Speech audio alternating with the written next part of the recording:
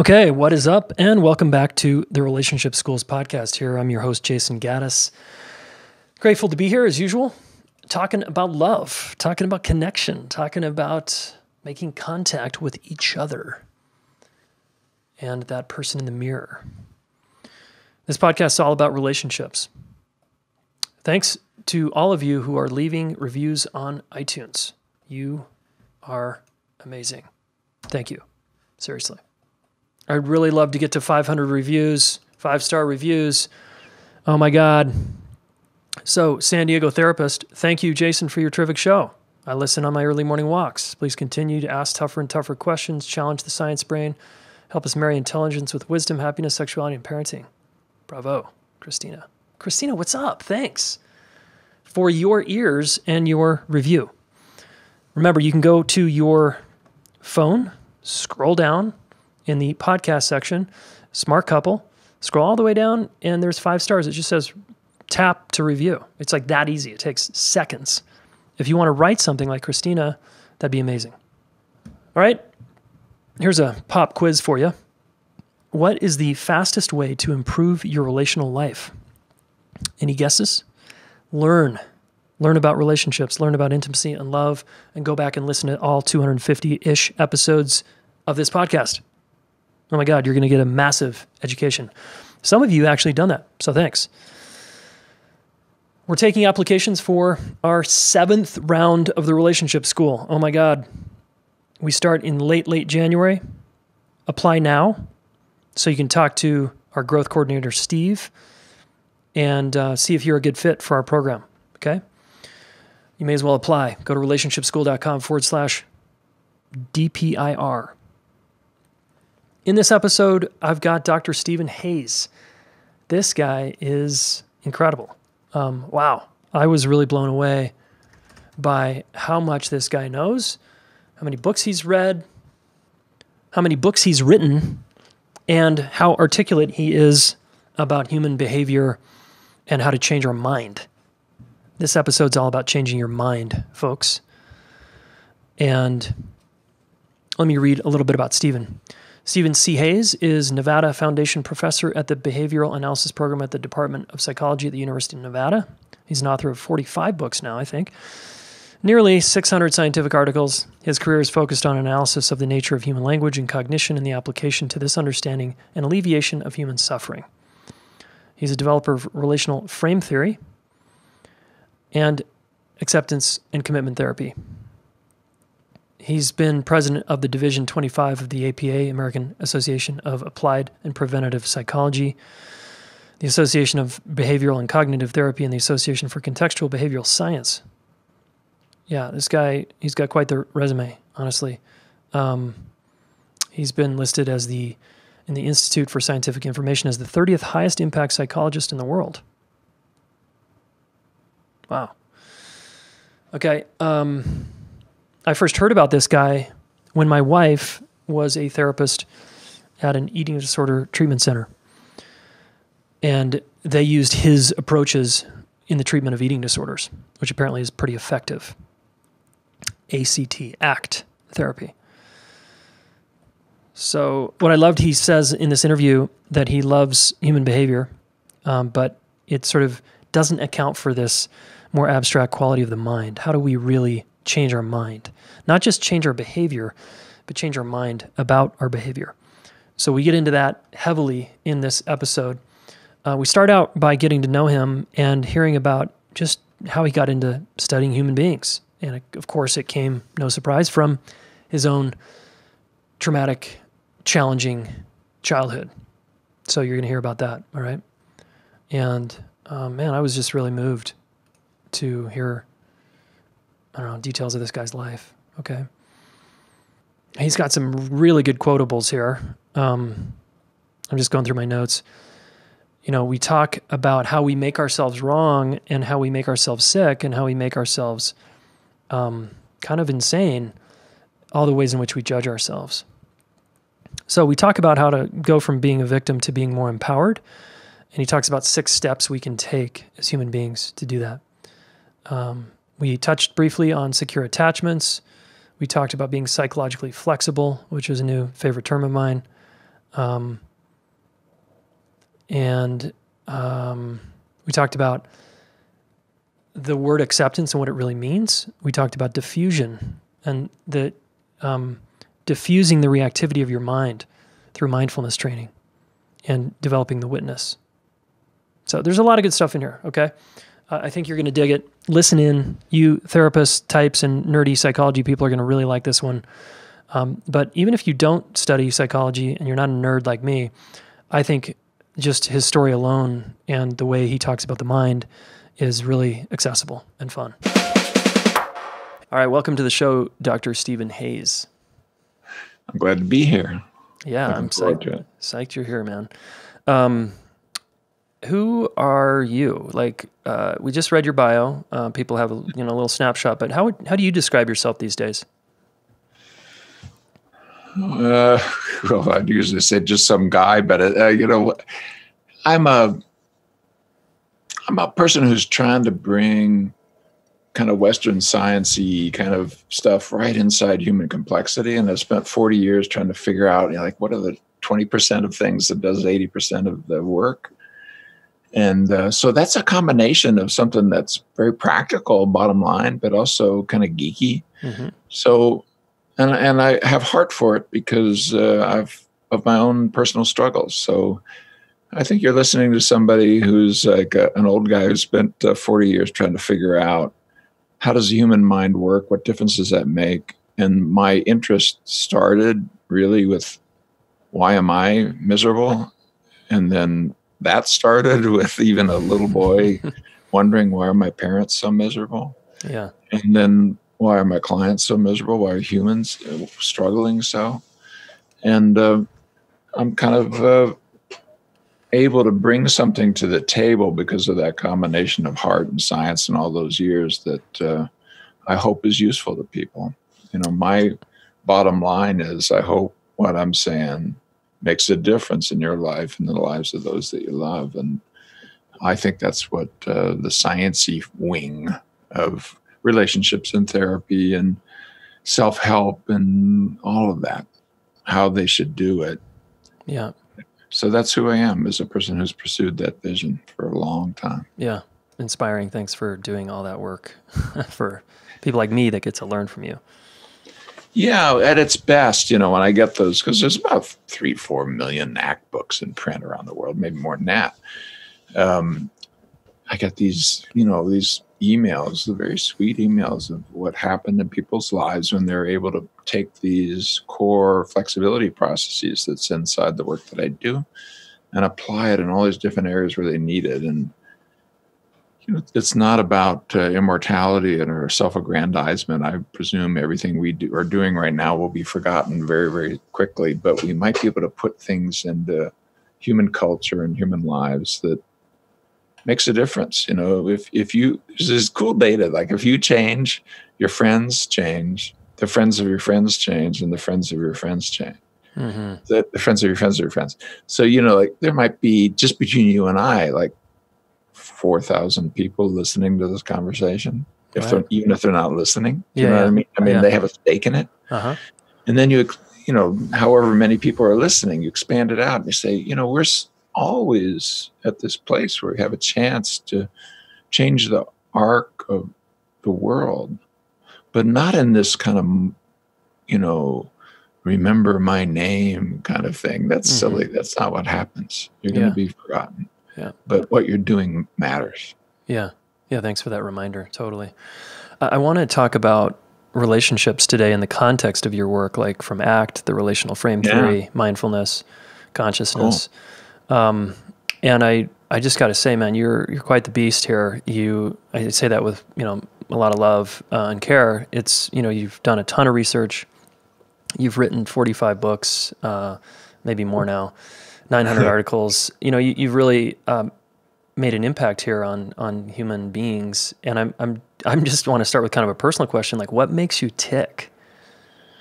Well, I did a couple of TEDx talks where I talk about this, and one that was really hard to do that starts from the lowest point in my whole life. And then discovering, coming out of that lowest point, the bottom line of which was speaking to my own mind, but literally out loud at 2:30 in the morning when I think I'm having a heart attack and I'm just having another panic attack. That, you can make me hurt, but you can't make me turn against my own experience. And I'm sort of speaking to the deities or something, to the dictator within, is what I call it in this new book, A Liberated Mind. That part of us that claims to be us and sort of bosses us around. And, not long after, and it's in that TEDx talk, as I'm doing the act work, I discover really powerful memories, which I kind of knew, but I kind of didn't know, of domestic violence as a little kid in my house, and of swearing a blood oath that I'm going to do something. At the time, it was, I'm going to do something, between my mother and father literally fighting in the other room, and I'm worried they're going to kill each other. And instead, I scooted back under the bed because at age 8, there wasn't anything safe for me to do. Yeah. And I had seen my brother almost get hit in the face once when he tried to pull him apart, when my dad had been drinking and my mom's shrieking at him. And so why? It's because I wake up in the morning inside, I'm going to do something. Mm-hmm. And, at my worst, and I tell this story in the TEDx too, at my worst, before the act work and digging down, my mind had twisted that into, I'm going to be somebody. And from there into, I'm going to just crank it out. And from there into, I'm a horse to be whipped because I got to produce the product so that people will applaud. I mean, I'm talking about my young life as an academic. Yeah. And reining that in and finding, no, there's this other, more genuine, far more vitalizing place. And so people do kind of look at me and wonder how I'm turning 72 at the next birthday, how, this Energizer bunny keeps going. And the only answer that I can give is human suffering matters. Mm-hmm. Yeah. It's a moving little snapshot into your history. Thanks for letting us in there. Yeah. When you, as I heard you speak there around the kind of horse to be whipped, I'm curious, what shifted into the more genuine place? Like, what was that? About what age did you have this? Okay, I'm going to stop. Quote, my language here it was like proving myself or something. Yeah. And instead, I want to just serve or contribute. Like, what happened? Well, this is at the, thank God, part of me said no. I developed a panic disorder, and I can see in hindsight, in part because I was treating myself as a horse to be whipped, as where, approval by others and applause by others and how big your vita is and all of that was really, had perversely kind of taken over, kind of fame and fortune. Well, not much fortune really focused, but you know what I mean? You get this external, and then then you will what? Feel good about yourself? Uh-huh. There's actual data on this that, billionaires who are using money to feel good about themselves, it predicts suicidality and depression in the billionaires. And of course, because you're objectifying yourself. And, so this is 1981, I would be 33 years old. Mm-hmm. And at the bottom of my panic disorder, a 3-year spin into hell, I woke up. And I woke up in part because I'd lost everything. I mean, I tell the story in the TED Talk. I could not get in front of 5 undergraduates and give a lecture. Mm-hmm. They'd have to look at films. Even that would be hard because I couldn't get the film in the sprockets. That's how old it was. It was film in sprockets. Right. But if my hand would be shaking so bad, I'd have a hard time showing them a freaking film, that. At my worst, and so life, thank God, gave me this thing of, are you going to take a turn in a new direction? Are you going to pivot? Are you going to take this? Or are you going to drive yourself right out of your field, or maybe drive yourself into doping yourself up enough that you could stumble through a lecture? I mean, neither of which is a very attractive perspective. And So, my life's work since has been, how can we get down to the core processes that can take lives that are moving in a negative direction, move them positive, or even prevent moving in negative in the first place? And can we do it in a way that you don't have this risky spin down into hell where you have to hit bottom?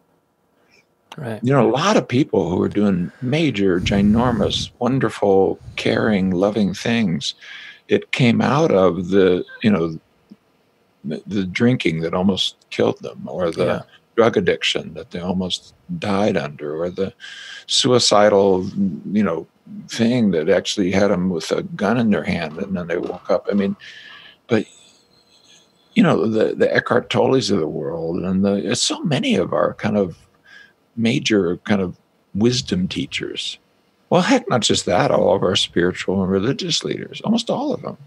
Yeah. Were kind of mystics out of misery. Yeah. That's the route in. I know. Well, that's such a horrible route in. I mean, I get it. I understand it. But I'm going like, can't we do a little better than that? Because people crash and burn. I mean, there are people who could have been the next Eckhart Tolles who just pulled the trigger. Yeah. Right. And that, it was just a hair's width away from turning what? To catching, I think what's going on is that this ancient process, but it's not that old, of language and cognition is dominating over these 1,000 times more ancient processes. So our ability to learn by experience and associate things is 500 million years old. We know that because every organism that evolved during the Cambrian, which is 545 million years ago, do conditioning. They do operant conditioning, classical conditioning, the things you read about in Psych 101, bell food produce, and you salivate to the bell. Well, but that's also, situation pain. Now situation, I'm careful. You want that, right? Yeah. It keeps you from being eaten. It's learning. Yep. Exactly. Yeah. But then we, the social primates, invented this new thing that you and I are doing right now, which I think was done initially as an extension of cooperation. Why? Because social primates succeed when the group succeeds. And you got to dampen down selfishness to have that happen. That's a whole evolutionary story. A lot of the things I write about are about with evolutionary biologists and stuff. But we made a major evolutionary transition. Boom. It's like multicellular organisms. Same thing. You got to dampen down the selfishness of the cell, you get cancer. But then if you can do that, you get to have multicellular organisms. Woohoo. Yeah. Well, the same, we invented this thing of language and cognition. But now it's mastering us. I mean, as we've clicked along every technological thing, like when we had written books, suddenly the major religions all showed up. Well, they have to. Once you got written books, you're so much now close to being dictated to by this new kid on the block of thinking symbolically, which is great for problem solving, great for sharing and cooperation, but it also has things in there like, by the way, you're going to die. By the way, your children are going to die. What are you going to do with that? Your dog or cat doesn't have to deal with that. Right. You have to deal with that.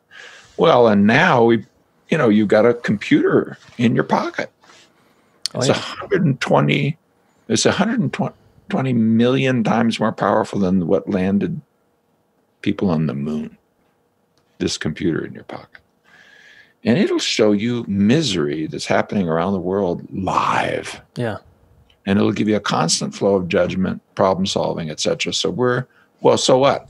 Well, the so what is the mind is now 95% of what we're doing. What I mean by the mind is symbolic thinking, reasoning, problem solving. So much so that people think there's nothing to them other than that. Well, that's bull. That's not true. I mean, you've got an emotional self, you've got a spiritual self, you've got this kind of basic learning processes. You know things intuitively, not because there's fairy dust falling on your head. I'm not that kind of guy. But because things are happening and you learn, but you do the dumbest things that are wrong. Right, are not good for you. So are you saying... I can give you an example, one that relates to relationships. Okay. Here's what I do. It's in a liberated mind, a little exercise, but people can do it who are listening. Is I say, okay, take something that's hard, something that's difficult, something that's a combination of emotions, memories, thoughts, judgments, something like that. You know, the kind of thing that keeps you up at night about you. Mm-hmm. And then I say, look around, make sure nobody's watching, so you don't have to be embarrassed. Imagine you're a sculptor. Your body is the statue you sculpted.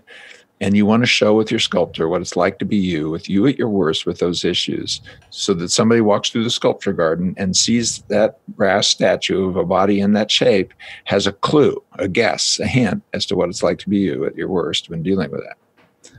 And so people literally ask, they put your body in that position. And then I say, okay, now you at your best with the same issue. So we're not going to you at your best with any issue, no, with that very same issue, because you're not always fully entangled. You're not always, right? Yeah. Okay. Yeah.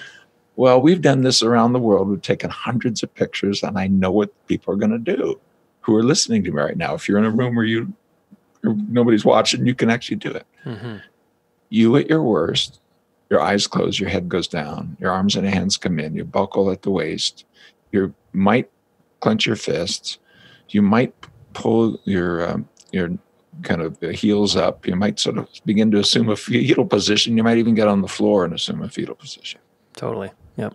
Okay. Yeah. You at your best, your eyes open, your head comes up, your arms, you're doing it right now. Right. Your arms and hands go out, your fingers extend out. They're now free. They're not clenched. They're not defensive. If you're standing, your legs move apart. You know, how did you know to do that? Because you know by your own experience, this is a metaphor, that being open, connected to the world, connected to others in the world, with your arms and hands free so you can do stuff, even when it's hard, because we're talking about you at your best when dealing with misery, right? When dealing with entanglements, things that are scary and hard. You know that going within, defending, protecting, folding up, you know, becoming, you can't even see anything. Your eyes are closed, your head's bent down. But what do we do? And think about this with relationships. What do you do when you've had a painful breakup, or when you're facing a new relationship, but you're having thoughts like you're not good enough, or you're going to be dumped again, or you're going to be hurt, or maybe this is not right, whatever. Yeah. We stupidly do what I just asked.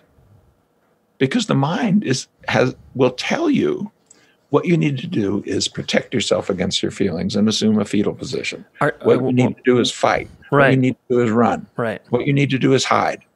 Yeah. You got to this is how you get through this thing. You hunker down, right? Yeah. Get through, get by, get over, not get with. Mm-hmm. But if you're talking about a relationship, you're talking about how do you get with? Yeah. How to get with yourself and with another person. If your eyes aren't open and you can't look at those eyes looking at you, and looking at you, looking at them, looking at you, you know what I mean? Where you have those moments that we yearn for. Yeah. And in relationships really work, we go like, whoa, where you begin to almost blend with the other person and you see that you're being seen. Man, we yearn for that. We're the social primates. Big time. And we do everything we can possibly think of to keep that from happening. So, because it feels so scary. What's the move then? I mean, I hear you get with, and I want to tie this back to the example of you in your early 30s. Yeah. So you made a shift and you sort of woke up, if we want to call it that, and you chose, right? That's it. So that's good word. there's a place in us when we get hurt, we might go into a victim position because we're hurt. And we feel like a victim. Someone did this thing to us. We want someone to help us out of it. It's kind of a triangle, right? What really is the in all your experience, what's the move there? Because some people, just like you said, they don't make the move. Right. They won't. They can't. Well, it has to start with you, because you can't do in relationship anything that you do not know how to do with yourself. It's not possible. You know, if somebody is really approving and loving and so forth with you, and you've got this deep down, I'm not good enough, and you're hanging on to it, you can be in those relationships from now until you're in my age, and it's not going to touch you. Yeah. You're going to still be testing, challenging, pushing. Eventually, you'll push people away.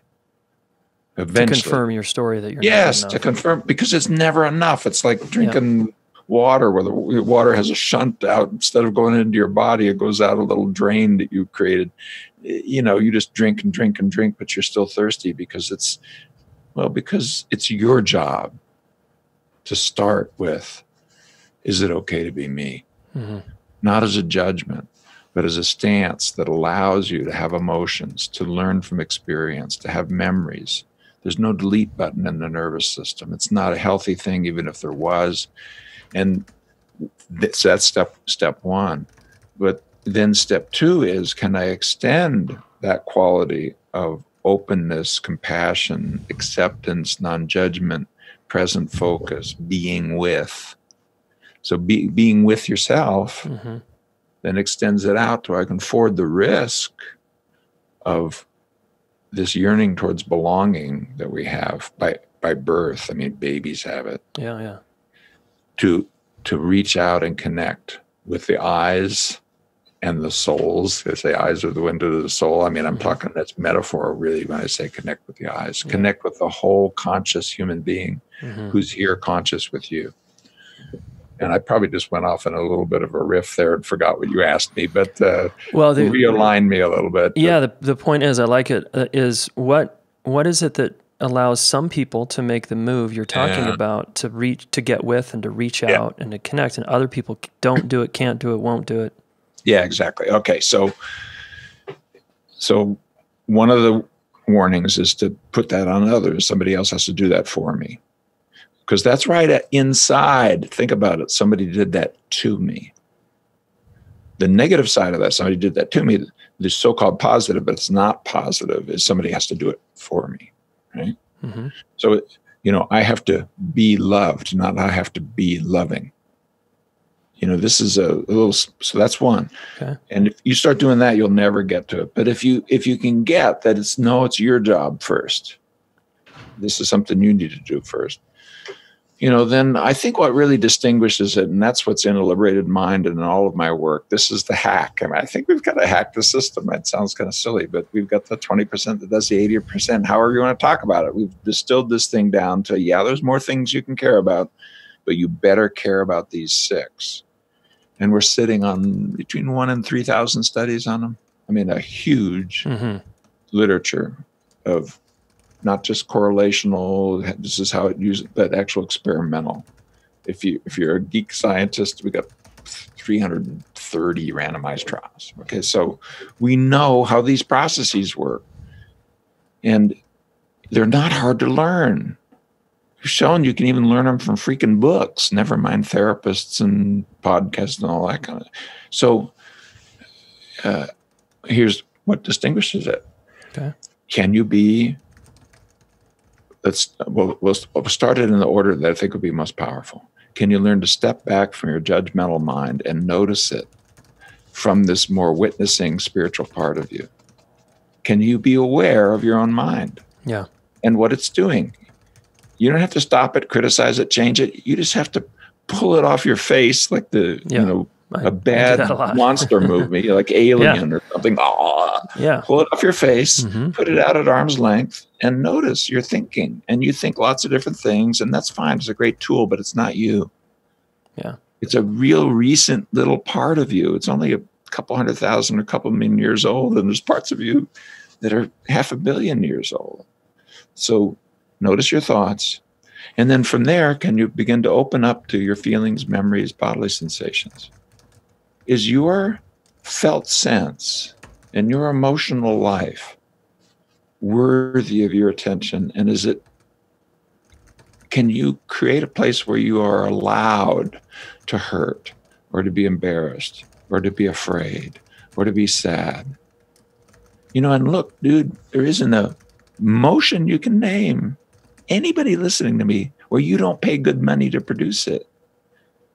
You go to tearjerker movies, you go to horror films, you ride roller coasters, there isn't a single emotion you can name, but when it comes to your own emotions where you're not, quote, in control of it, the mind's going to tell you to go in that fetal position with your own emotions. So that predicts, can we instead first remain in the mind and judgment and all that, and just notice it, don't make it go away. Now open up to your own history from this kind of more spiritual part of you.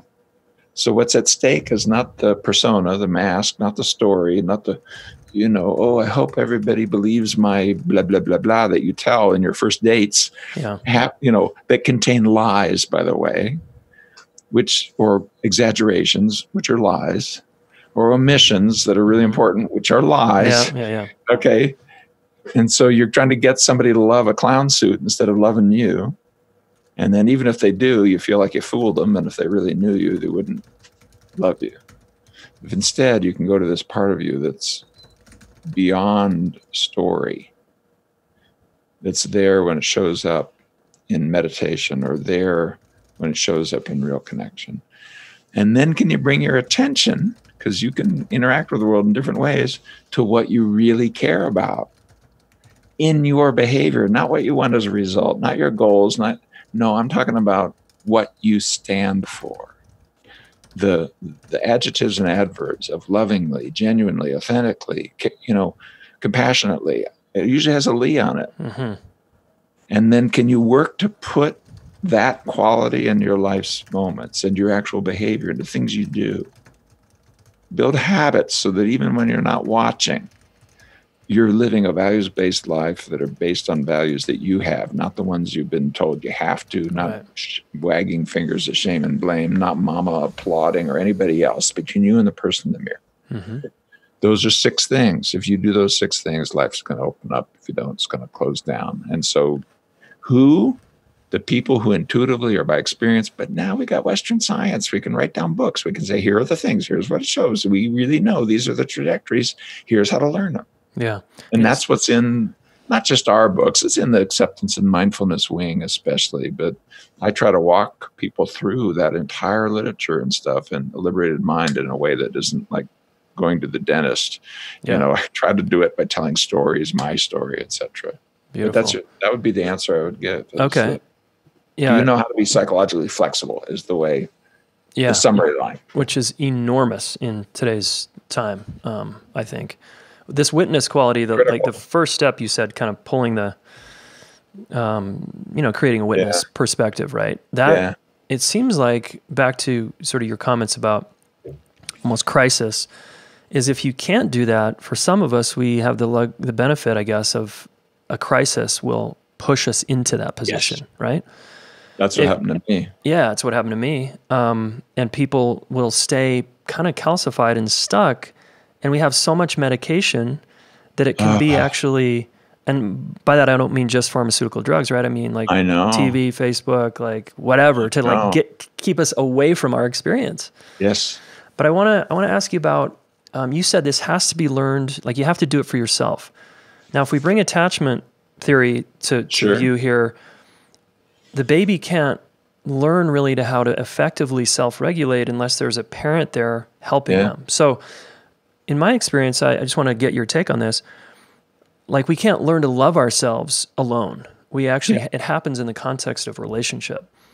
So will you unpack that a little bit in your lens in terms of how am I supposed to really like and appreciate myself if I never learn to do that?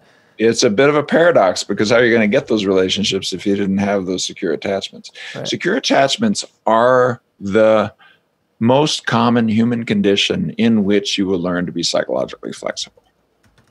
And it's really, really easy to show that, because everybody has relationships that lift them up and that produce that quality of attachment to a degree, even if you don't have the kind of core attachment skills you have. You were abandoned as a kid, you were abused, you were rejected, you were made, real little before you have any defenses. You were attacked sexually, physically, emotionally.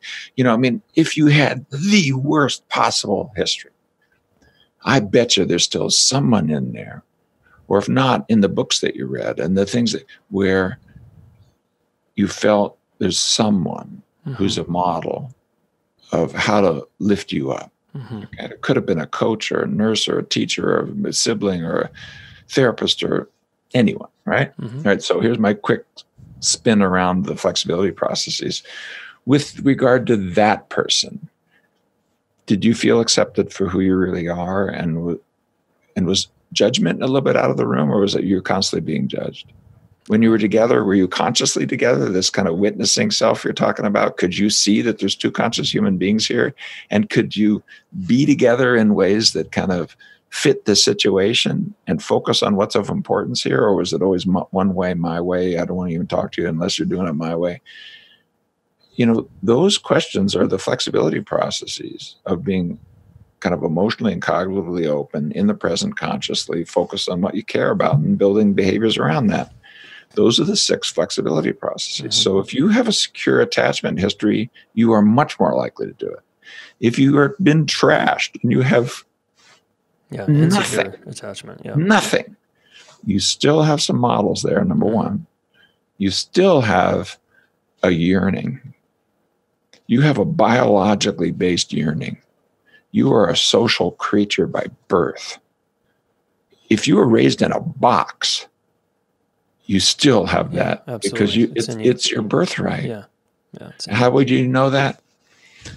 Neonates, hours old, get in front of them, look in their eyes, and they start dumping natural opiates in their brain. Why? Because we evolved to, we're wired to connect. Yeah. We're wired to connect. Yeah. Yeah, because that's the kind of monkey we are. Mm-hmm. So I get that some people have been dealt a freaking hard hand. In fact, you're talking to somebody who's been dealt a pretty hard hand. Right. I mean, I'm an 8-year-old hiding under the bed, wondering if my parents are killing each other. Right. I saw my brother when he was 7 years old. My dad got so mad. He was a sweet guy, loving guy, but in a lot of pain over the tragedies of his life, and went into drinking as a way to self-soothe. But even beyond that, he was so angry. Sometimes he'd run out and drives out of the driveway with our old Plymouth station wagon, and not being mindful that my brother was in the back and fell out. I watched him fall out on the street on his head. Mm-hmm. So I'm going like, oh my God, these people are going to kill us. Right, they're mad. Yeah. So I'm like 8 going on 38. Yeah. This is not a good way to grow up. Yeah. I'm still working on it, and I'm turning 72 next birthday. Yeah. And as badly as I do, I say to my wife, but you didn't know me before, dear. I was worse, as squirrely as I am, even, when she does her loving things, part of me just wants to run away because you feel so vulnerable. Yeah. Oh, yeah. Well, because of that attachment history. Yeah. So back to what you're saying. Yeah. Here's the deal. Here's the thing. Your biological basis and yearning is enough. If you're verbal and you have enough to speak and listen, to get access to materials that will help get you in the game enough, that you can, in fact, then be able to use connection and belonging and relationships to begin to build a history of more secure attachments than the history that you brought to this situation. Yeah, great. You are not helpless. Right. You're not a victim. Yeah. You were dealt a hard hand. Yeah, a lot of people were dealt hard hands. Yeah. Grow up. Yeah, there's a way to get through this. You can get through it. Absolutely. Yeah, and there are people who will help, but not if you go passive and help me, fix me. I'm broken. Yeah, if I'm looking the outside to fix and change me, and I won't do the work, right?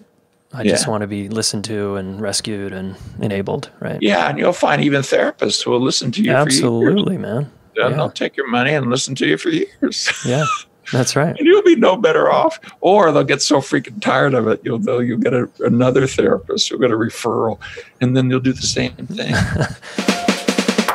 Yo, quick interruption from the Relationship School. Check out what Corey has to say about our Level 1 Coaches Training Program and Deeper.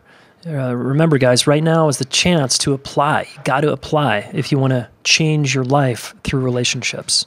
relationshipschool.com/DPIR. I did RC1, which is the first level of relationship coaching. It's very eager to learn about myself, learn about my helping abilities with people. And In reality, I know I'm a helper. I know I like to rescue sometimes. I know that sometimes I can lose a lot of energy in connections with other people when they're going through something, just with my own exertion. So I was really ready to just be like, okay, how do I do this? Like, how do I help people and not kill myself while I'm doing it? We just started coaching individuals within a month. I felt super prepared. I had taken deeper previously, so I knew the skills were ingrained. I knew I had some background going into it. And almost immediately, the clients that I had were just mirrors showing me all the ways in my life where I try to help people, transferring that into coaching and seeing how it doesn't work. So it was a serious self-exploration of where am I getting emotionally enmeshed with my clients that it's getting in a way for me to actually just help them. And just having mentors there, the live feedback, all of that was essential to me. And now at the end of the 9 months, I've realized there's ways to help people where I don't need to exhaust myself. It's changed my life. I've also seen where my relationships have grown, especially the one with my mother, who was one of the most challenging ones when I was here 2 years ago. In high school, I said on my bucket list that I wanted to have a continuously evolving relationship with my mother. And I really can thank this education here and my willingness as well to come and do the work. Holy cow. Corrine had a really beautiful couple of years here, and she's still going for it. She's now in our level 2 coaches training. So if you want results like Corine's getting and you want to change your life, you want to maybe become a relationship coach, come join us. relationshipschool.com/DPIR. All right, back to the podcast. So let's talk about ACT for a minute. Acceptance and commitment therapy. Yeah.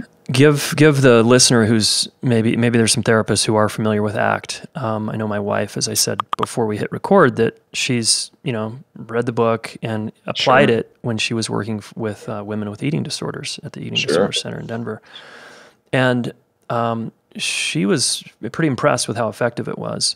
Yeah, with some difficult trauma or difficult kind of cases where people are at war with themselves. Yeah, what's the basic premise here of ACT?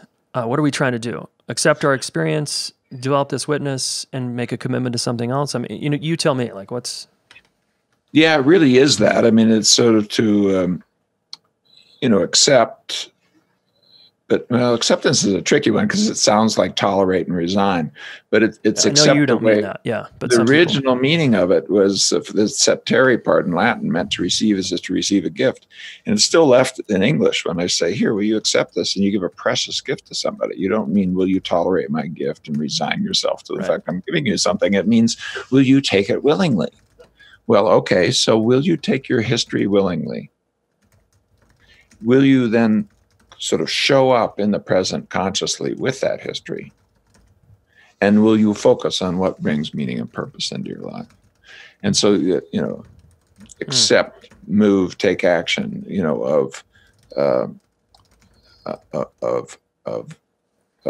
aware in the present and actively engaged. That's psychological flexibility. Now if you get it down to the 6, it was one I was talking about earlier, but what we teach in ACT work, we often begin with what we call diffusion, which is to essentially put the problem-solving mind on a leash. And I can give you a couple examples rather than going into more concepts, since we've done a lot of concepts. Yeah. It would be like listening to your mind like you might listen to a room full of kids.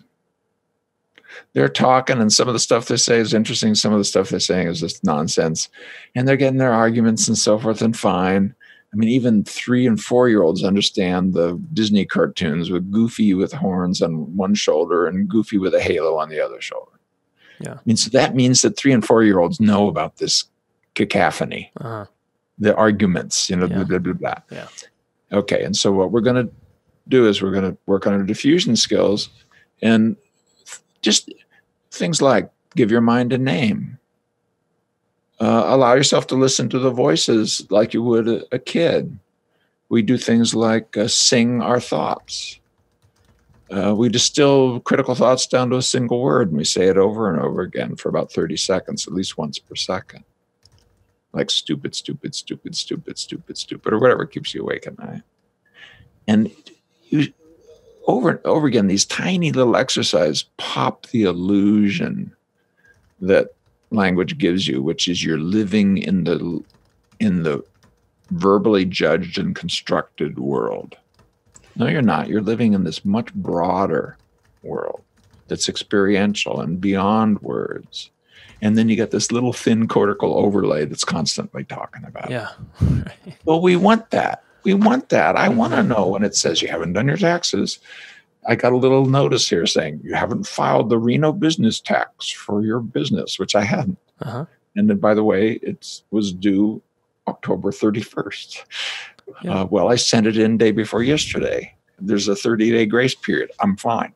I want that voice. Yeah. Right. It's got your back. I got work in some to ways, do. Right. Yeah. Yeah. But what you're calling a witnessing self. So diffusion, this witnessing self, catching that the storied self, I'm a person who is only part of you. Even if it's sweet and great, I'm honest, I'm loyal, I'm kind. Not all the time. Mm-hmm. You big liar. Don't climb inside that clown suit. I get that it looks pretty, but it means now you got to defend the lie. I'm kind all the time with everyone. That's a lie. Right. Totally. So why lie to yourself? That means you have to hide things from you and lie to others. Now, here's a pathetic one with relationships. About 1 out of 4 of our conversations with other people contain little white lies. They're usually not instrumental in any way. It's not like you're trying to steal a person's wallet or take it. You're just trying to be special. Yeah. And belong and fit in. And right. Exactly. That's right. That's exactly right. Yeah. To belong. Yeah. But if you're trying to belong by being special, that means you're different. And if you belong by being special, by exaggeration, etc., that means you're also a different and a fraud. Now, if you belong with fools and your main theme is I'm different and I'm special, you think that's going to produce a whole lot of feeling of belonging? Right. It's going to I produce tried that. Yeah. By the way, and I felt totally alone and I had lots of friends. Of course you do. And then, narcissists, really good social manipulators, etc. You can have lots and lots of people, but you're still all alone. Fully. Yeah. And if you would just stop for a second, open your eyes and see that there's conscious human beings who are doing the same thing, by the way. They're all dancing their little dance. Am I lovable enough? Am I great enough? Will I make this relationship great again? I mean, you're all doing your little thing, whatever it might be. Or help me, I'm so needy, let me in. Yeah, people will do that. They will come try to rescue you. But pretty soon they get tired of that. Mm-hmm. If you're always at that door saying, help me, I'm so sad and broken, and you haven't done your work, eventually people will run the other way when they hear the knock on the door. They're not going to hear it. Yeah. So either way you play it, I'm great and grand, or I'm the worst, low and low. But there is another way to play it. Don't play it. Yeah. Show up as a genuine human being, and it's that witnessing part of you, which, by the way, will allow you to connect in consciousness with others. I'm getting from you the transmission here of challenge. Like, you're willing to challenge people. Yeah. How would you say something about that in either your work with people for so long? Why is it so essential to challenge people? Well, I think if we always do what we've always done, we always got what we've always got, and we settle into habits and patterns because that's the way learning works. That's the way history works. That's the way humans work. I mean, after all, even if what I'm doing sucks and I know it, at least I survived. Right. I'm alive. I'm here. So we've got this other little evolutionary thing. Yeah, we're the social primates, but above all, even if I'm cast out, I'm the wild monkey who can't be in the group, I'm still going to try to survive. For sure. So anybody, when they look at their past, it feels risky to change. Hugely risky sometimes, like almost life and death. Like if I were to let go of that, who am I? And right inside that is almost like I'm going to die. And there is a part of you that needs to die, the clown suit part. Well, you could have the suit over there. The suit doesn't have to be burnt or anything. It's just you as the clown that you pretend as the So, well, I lost my way a little bit. Hook me back in. Yeah. Challenging. Like you're challenging. You're willing to challenge people. And I find that in our coaching style, how we work with people, it's essential to challenge people. Because I lived in the therapy sort of paradigm where it was over support, listen, coddle, hold, listen more. Well, one thing I really like about the coaching world, and there's in the ACT community, there's a big coaching world, and we're like minimally concerned about, who's licensed and who's please. Yeah. So anybody can be part of the group, and even be recognized trainers and stuff if they have any kind of socially sanctioned within your country, because we're around the world. And so some people, just by the fact that they're high school graduates, are allowed to do incredible things you could never do in the West, and that's cool. Why? Because really what we're dealing with here is just humanity. But coaches have that wonderful thing of being able to come in and to take a little harsher line, because the role doesn't necessarily require what Counseling Methods 101 tells you have to do, otherwise you're bad at it. Yeah. So I think healthy confrontation, if you think about who are the people that really moved you in your life, what are the moments that really moved you? And I bet you've got some moments there where a coach, a teacher, a friend, somebody said, hey, what are you doing, dude? Yeah. Totally. Out of love, is what they cared. They were the one person that spoke up and said, what's going on here? What the hell? If you had a friend, walking towards the edge of a cliff, and if they keep going, they're going over the edge, aren't you going to yell at them to stop? Yeah. Well, hopefully. I hope. Just like your kid, like you got to challenge your kids, right? Yeah. So, I think challenge means change. Change is hard. But it doesn't mean, shame and blame. And it doesn't mean, the arrogance. It doesn't mean even the person giving advice would do any better. There's a metaphor, kind of a classic ACT metaphor. It's like that we use to keep therapists in line, where we say, okay, it's kind of like this. You're on two sides of a ravine and you're climbing up this wall. You're climbing up your wall. Your client is climbing up their wall. And you look over and you say, dude, if you keep going that way, you're going to hit this outcropping and there's no freaking way up.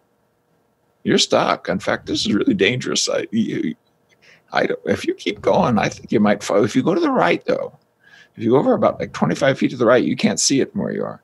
There is a way up. That doesn't mean that you don't have your own outcropping, you therapist, right? Right. You're climbing your own wall. Yeah. You got your own blind spots. Yeah. So it's a metaphor for it's okay to sort of give healthy direction especially when you rely on science. You can actually see this is not just some story. This isn't actually, and then apply it to yourself. But it doesn't mean that necessarily it's going to be any easier for you. You're not now like, ACT master. You've got it all figured out. Right. The Dalai Lama still gets pissed off. So, of course. Yeah. And he's been meditating for 50 years. So, come on. Yeah. How do you work with your own blind spots at this stage in your life? And what are some of the most effective ways that you deal with your own material? Boy, I think other people who love you are the biggest help. And I am so fortunate. I've married a very caring, loving, and tough woman.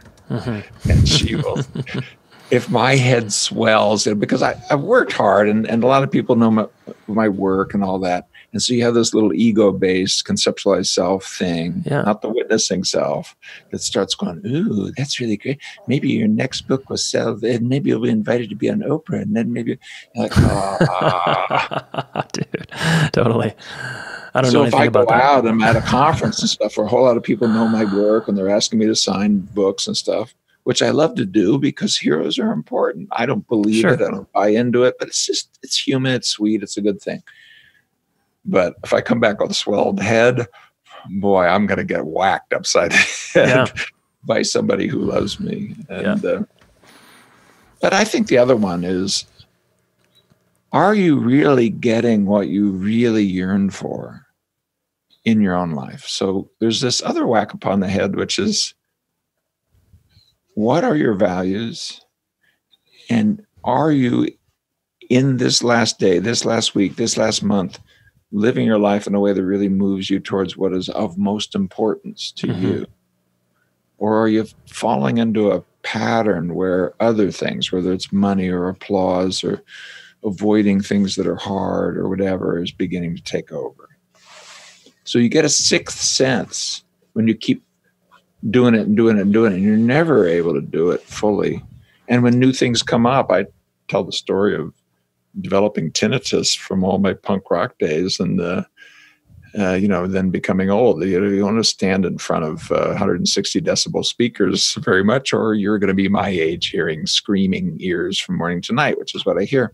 And it took me 3 years for it to occur to me to apply my life's work to it.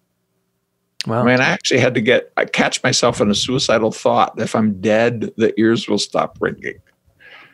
Before it went like, maybe you should apply your life's work to it. And I did. And within 48 hours, it was handled. And it's been handled for 10 years now. Completely. Wow. 100%. I have no problem with it. Wow, that's so cool. Well, so if we develop skills that really work, that really move us forward, that doesn't mean that we're not going to be stupid. Yeah. We're still going to need help applying the things we know better. But look, part of my song I want to sing, if everybody in here would know to go into a fetal position or to stand up and put, as if they showed the video you did, with your head and eyes up and your arms out. Yeah. Okay? If everybody did that, it means you all have enough knowledge to know what to do. We're just ignorant enough to not see how to use our knowledge. Right. You're saying it's in us, right? It's just in us. It's just in us. And I think it's almost a birthright, but then it's built by experience. But then it's in our wisdom traditions, our spiritual traditions, the best of our psychotherapy traditions. If you just pick up a freaking, Cosmopolitan magazine, it'll be in there. So, and along with some stupid stuff and people trying to sell you stuff by getting you hooked. Yeah. But there will be columns on mindfulness or something. And it's pretty cool now how prevalent it is, really. It's everywhere. And then sometimes a little off, Sure. Mindfulness as self-soothing. No, that's not quite what that is. No, not quite. It's close. No, close. Mindfulness in your Lululemon gear. Well, yeah, exactly. You take care of the kids. I got to go meditate. Oh no, that's not. Yeah, that's not really what that's for. But okay. It still is. We're doing the best we can. We're making some progress. We'll do better. It seems like the core of your work, Stephen, is from my limited understanding here. And tell us, maybe we could transition into your new book, The Liberated Mind, is about the mind. It's like, how do we work with our mind? Exactly. And I'm a behaviorist, actually. I probably shouldn't say that aloud, but because I love those learning principles and all that kind of stuff. But then I just thought they didn't handle the mind well enough. They just didn't. Skinner got it wrong, blah, blah, blah. I mean, got it partially right, but it takes you up to a mental age of 3. So I've after my epiphany, of you can't make me turn against my own experience back in 81, I spent almost 15 years working on a theory of cognition, then doing the research. It's now got several hundred studies. So when I talk about these flexibility processes and all the data on them, that sits on the foundation of all the way down to something like, what's a freaking word? How does a word work? Mm-hmm. How does a 12-month-old baby learn that a word refers to an object? And that's the relational frame theory. Yeah, I was just going to say. Yeah. Several hundred studies in there. And why does that matter? Well, because now I think we've kind of hacked the mind. I think we've got, I would say, the core. And why would I say the core? Because if you don't do what we identify as the core, you don't develop human language. How do I know that? We work with disabled kids who don't do it, who literally don't develop language. And then we apply our methods and they do. There isn't any other psychotherapy on the planet that can say that sentence I just said. That's powerful. We take kids who don't have a sense of self, and by the time they finish working with them, they have a sense of self. Yeah. So if we had an understanding of the mind that was so basic that we could actually build the mind that later on then will create problems for you. Because, right? So we're actually creating the problem. Yeah. But every parent listening to me have seen that. When you read those little stories to your children, you see these sweet babies go into knowing children who know that there can be like monsters underneath the bridge, and there can be, you look at what's in our fairy tales. And what do you end up with? Not with sweet, innocent babies. You end up with people like you and me. Yeah. Who, by the way, are full of pretense and suffering and are trying to get people to love them by pretending to be somebody else. Yeah. So, okay, let's take the next step then. Take our understanding of the mind and now put it on a leash. That's my work. Yeah. That's why the two popular books, Get Out of Your Mind into Your Life and A Liberated Mind. Mind is in the title of both books. Because, yeah, you're right. The core of my life has been to try to hack what the mind is and then apply that in a way that helps people. Yeah, and it goes so much further than just basic mindfulness training where, I just follow my breath or I just watch my thoughts go by in a cloud. You're doing that, it seems like, but you're sort of taking more agency to start driving the mind and directing it. Exactly. And when you know how it works, you can do it a lot more easily.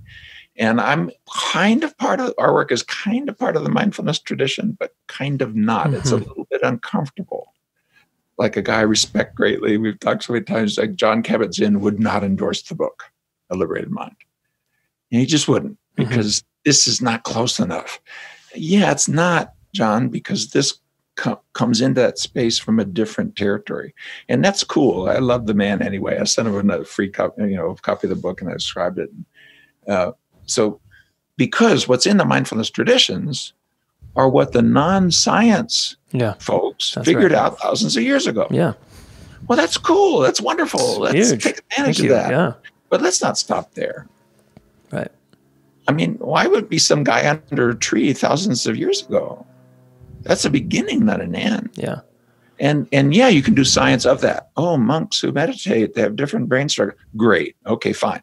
Now, can I do something that can, be useful to a person on the factory floor who's not going to a 10-day silent retreat? Right. That's not anti-mindfulness traditions. That's pro the processes that mindfulness is trying to get to. And, you take something like, take a really difficult thought and sing it or say it in the voice of your least favorite politician, or distill it down to a word and say it out loud for 30 seconds. In 2 minutes, you can get a sense as to whether or not the heavy weight got lifted up over your shoulder and your eyes opened up and you start showing up in that way, with arms out and head and eye up. So you can come up with methods that don't look like meditative traditions. Yeah. Or dialing into what the contemplative practice was about. And so the great advantage of having hacked the mind, if I can say it that way, I know it sounds pretty prideful, is that we can then create brand new methods that are really short, really easy, and test them, which we've done. Like the examples I've used, like silly voices and word repetition, we've done scores of studies on them. Yeah. That's why I can say 30 seconds, at least about once per second, if you repeat a thought that you distilled it down, like to stupid, because we've even done studies of, is 60 seconds better than 30 seconds? Like that. I mean, really. So it's exciting to me to be able to, and I do it in a liberated mind, to help people see the science story, personal story, but also to see what those processes are and to know how to learn to move them, to answer your question. Which changes your life, right? Changes your life. And so cool. Where, Stephen, where do you recommend people start with your work? What's the first step for them? If they've just hearing about you today on the podcast. What I would do is go look at my TEDx's. I've got 2 of them. Okay, we'll put those in the show notes. If you can't relate to it at all, if you think, like, this guy's a freaking lunatic. When I was pitching A Liberated Mind, one of the famous publisher refused even to talk to me because they looked at it. They said, that guy seems unhinged. Oh, wow. So, unhinged. That's a new one. It's fine. It's fine. Okay. Another publisher, by the way, the same one that published The Subtle Art of Not Giving a Mark Manson's thing, was kind of an acty guy, by the way. But they said, yeah, you can do it, but you can't talk about RFT. You can't talk about the theory of mind. I said, I'm not doing it. But so I went with one that allowed me to tell the whole story. But anyway, start with TEDx talks, if you resonate to it, I'd pick up a liberated mind, because it's my best effort to tell the whole story. If you get in there, then you say, boy, this is interesting. When I try this stuff out, it's a long read, but early on, you'll know whether or not these methods are catching hold. Yeah. Now there's about 100 ACT books out there for almost anything you can name. Wow.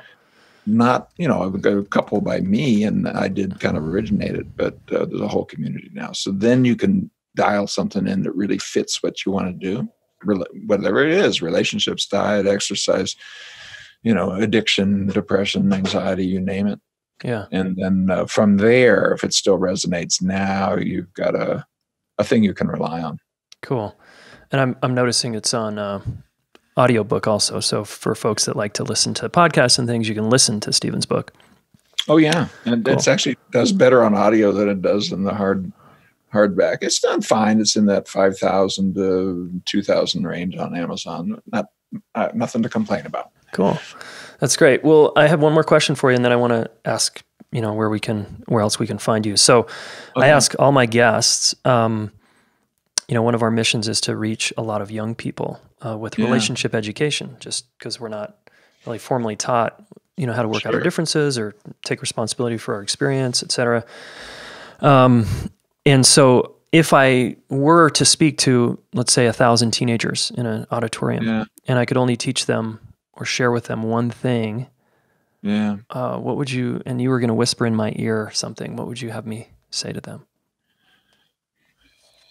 If I could whisper in your ear to whisper in their ear, and if relationship is the focus, because that's what brings you here, and I'm talking to teenagers, I think I'd say something like,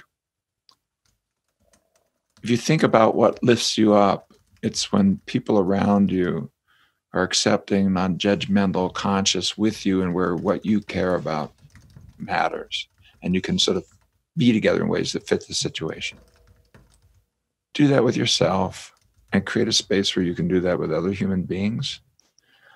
Like, allow yourself to put yourself in relation to others in a posture in which you're being non-judgmental of them, you're being accepting of them. That doesn't mean approving of everything, doesn't mean not confronting, but I mean of who they really are.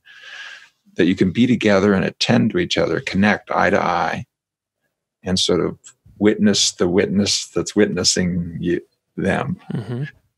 And from there, focus on, what do you want to be about? What do you want to be about in terms of what you want to put into this moment? Not what do you want to get out? Kind of how do you want to be with yourself?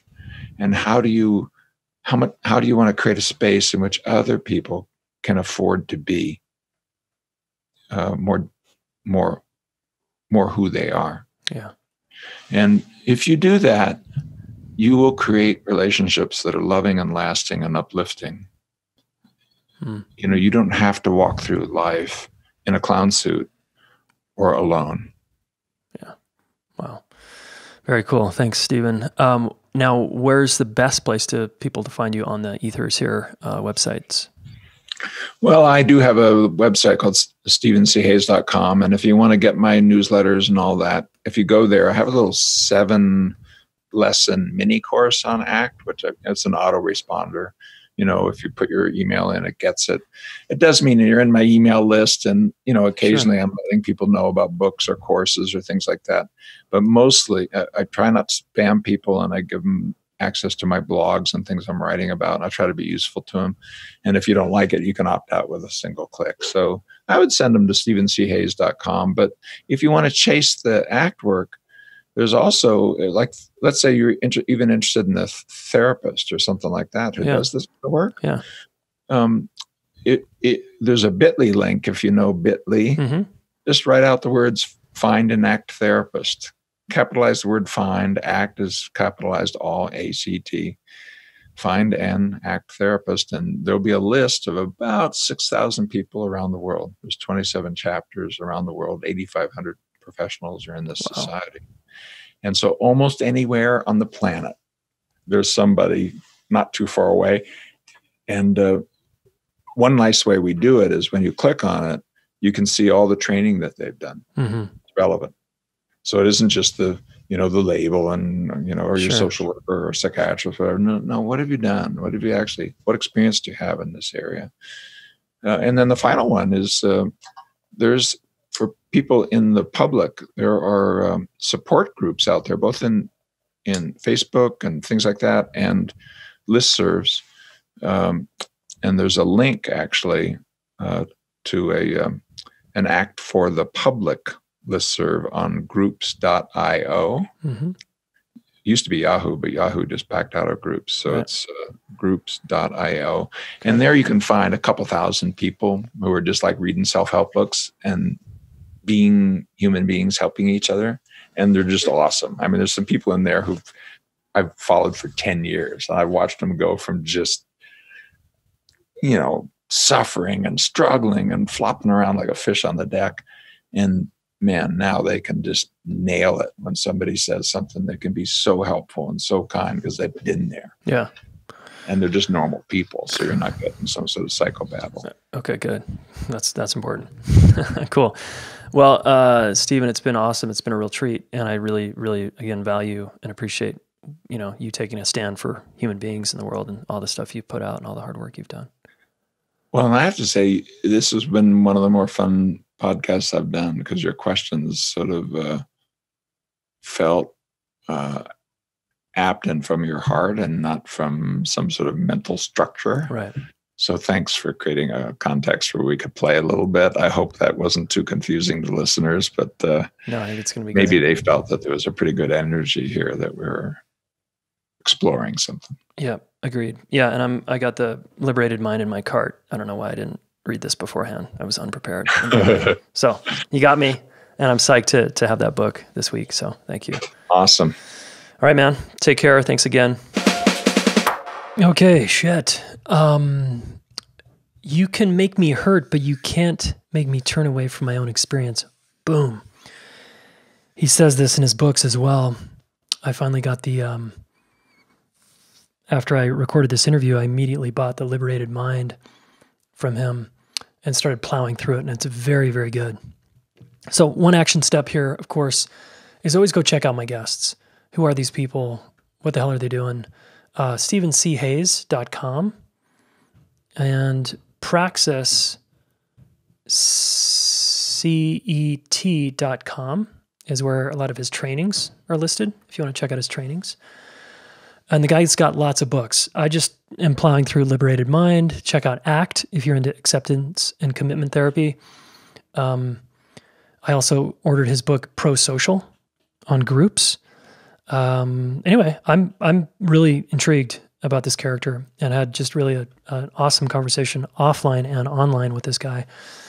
We kept the conversation going after we hung up the call here for you. We just kept going. So I'm just grateful I got time. Thanks again, Stephen, for your amazing wisdom. All right, and here's a practical action step for you of his 6 pivots, he calls them, that he covered in this call, and he covers them also in both of his books. I'm going to review them really quick here, but we're going to focus on number 1, which is see our thoughts with enough distance that we can choose what we do next. See your thoughts with enough distance that you can choose what to do next. So in other words, so many of us grab onto our thoughts and it's a runaway train. I suck, I'm terrible. It's being able to peel away from our thoughts and look at them. Basically, this is in a lot of traditions. It's called developing the witness. All right? So see if you can develop your witness, have access to your witness. That's number 1. All right? That's your only action step, okay? Own that with a friend. Just share, hey, I'm having a hard time developing a witness. I don't have a witness. Or, yes, I have a witness and I'm struggling doing it. Or, yep, I'm pretty successful at being able to kind of not run away with my thoughts, especially my negative thoughts. Okay, so just to review, his 6 pivots are see our thoughts with enough distance that we can choose. Number 2, notice the story and gain perspective. Number 3, allow ourselves to feel even when feelings are painful. Number 4, direct attention in an intentional way rather than by habit. That's enormous. Number 5, choose qualities of being and doing that we want to evolve toward. Okay? Number 6, create habits that support these choices. Boom. And And then finally, just a cool quote of his in his book is, pain is a powerful ally in living. Okay, see your pain as an ally. He goes deeper into his story in his books, and it's powerful. This guy had panic attacks. So he overcame them and developed a method to overcome anxiety. I think if you're a person who struggles with anxiety especially, you got to check out ACT. It's pretty awesome stuff. We're going to be weaving a little bit of this into our coaching training, some of what I'm learning here. It's cool. Okay. Again, thanks for listening. As always, subscribe right on your phone and share this with a friend, okay? Leave us a review on iTunes if you can. We've got hundreds of reviews. We'd love one from you. All you have to do is do the 5-star thing. That takes as long as it takes your thumb to scroll down on your phone. And then if you want to leave comments, that's always helpful too, and I usually read some of those, okay? All right, everybody, thanks again, and we'll talk soon. Hey, thanks so much for listening. Relationship School fans and Smart Couple listeners, please subscribe to this YouTube channel, all right? Do us a favor, subscribe, share one of these videos with a friend, all right? We want to help the planet get their act together around relationships, and you are one of them, so thank you.